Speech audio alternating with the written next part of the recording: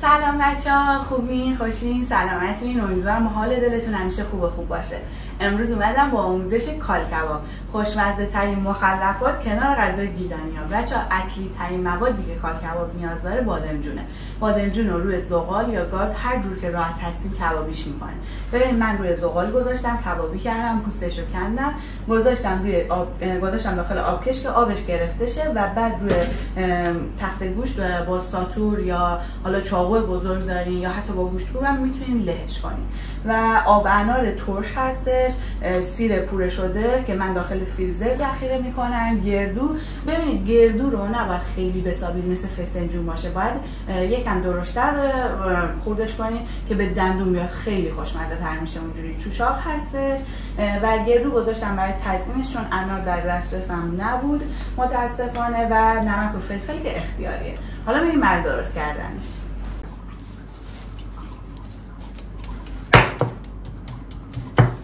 ببینید بچه‌ها، بادمجون رو می‌ریزیم روی تخت گوشتمون و با چاقو، ساتور یا حتی گفتم گوشتکوب، هر چیزی که دوست دارید میتونید بادمجونتون رو قشنگ له کنید. ببینید بچه‌ها، برای کالکباب بهتره که بادمجونمون تازه باشه، یعنی تازه درست کنیم و کالکبابمون رو آماده کنیم.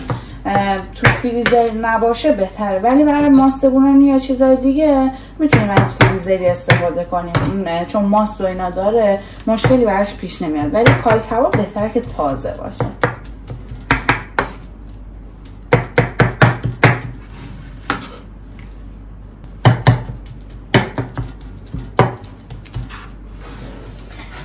خب اینم تموم شد.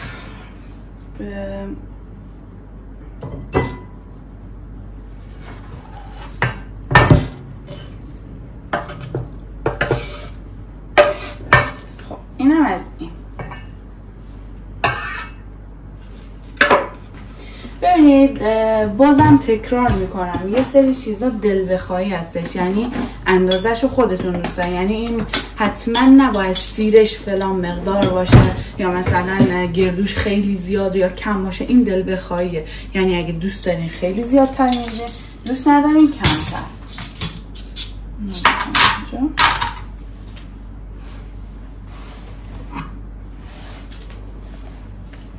گردو بهش اضافه میکنم، همش میزنم، اگه کم بود بازم بهش اضافه میکنم.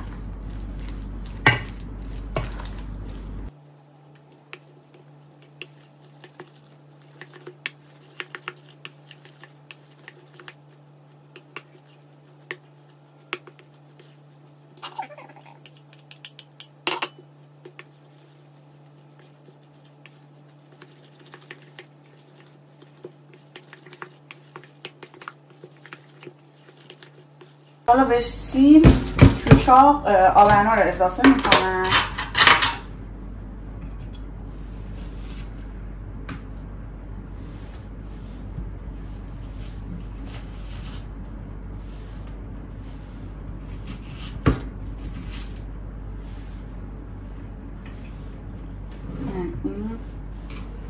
چوچاق هم چون داخل فریزر یخ زده بود، آبشو جدا میکنم و خودشو میریزم.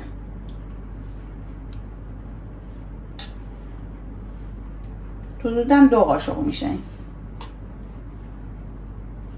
2 قاشق سرپر. و حالا آب انار رو بهش اضافه میکنم.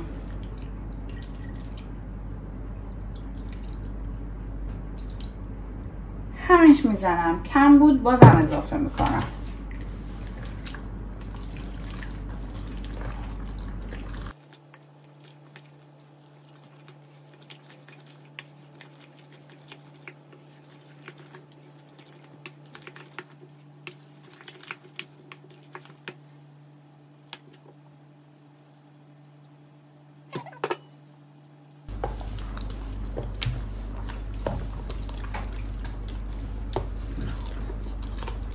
ببینید بچه اولش میریزید آب انار رو، میگید که الان قشنگ صورتی میشه، ولی چون آب انار طبیعیه رنگ زیادی بهش نمیده، قشنگ صورتیش نمیکنه، ولی اصلا رنگش مهم نیست، مهم طعمشه که خیلی خوشمزه.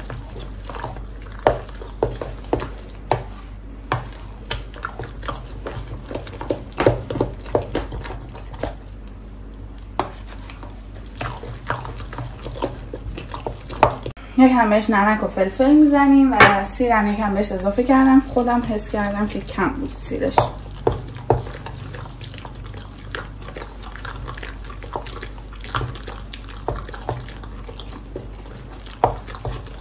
و خوب همش میزنیم.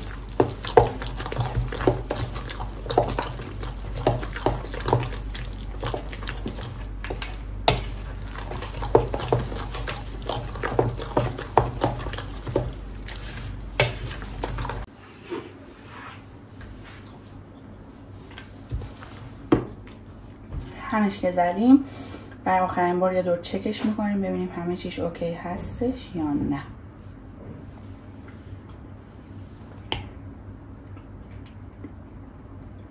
بچه ها خیلی خوشمزه است.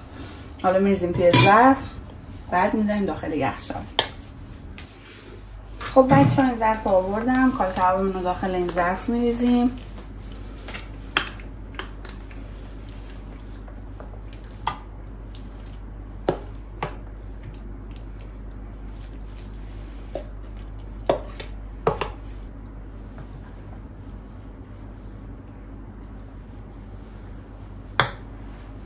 خب یک کمش که اضافه اومد اینو تو ظرف دربسته میریزم، میذارم داخل یخچال بمونه.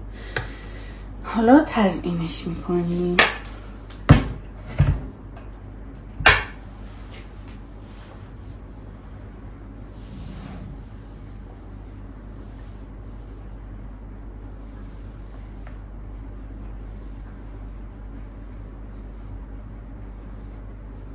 هر جور که دوست دارید بچه‌ها میتونید اصلا روش رو تزیین نکنید، میتونید اصلا داخل یخچال هم نذارید، ولی خب از نظر من سرد میشه خیلی بهتر میشه. میتونید همینجوری شما اگه هر وقت که عجله داشتید میتونید خیلی سریع قبل اینکه یخچال بذارید درستش کردید بریزید تو ظرف بیارید و میلش کنید. همونجوری هم عالیه واقعا.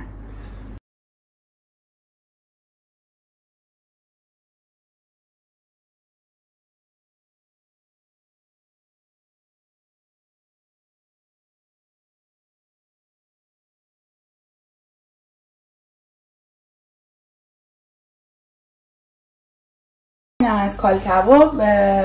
تا من برم کارم انجام بدم و بیام ظرفا رو بشورم، اینو میذارم تو یخچال تا خنک بشه. خب بچه ها اینم از آموزش کال کباب خوشمزه‌مون. امیدوارم که لذتش رو برده باشید. بچه ها همونطور که تو فیلم گفتم مقدار سیر، چوچاق، گردو اختیاریه، یعنی میتونید کم و زیادش کنید. من خودم کمتر ریختم سیرش رو به خاطر اینکه تو مخلفاتایی مثلا زیتون پرورده، کال کباب، ماست بورانی اگه سیر زیاد باشه سرم درد میگیره، واسه همین کمتر ریختم. میگم اینم اختیاریه، میتونید بچشید کم و زیادش کنید. امیدوارم که لذتشو برده باشید. اگه دوست داشتید ما رو به دوستاتون معرفی کنید. لایک، کامنت، سابسکرایب یادتون نره. تا آموزش‌های بعدی خدا نگهدار.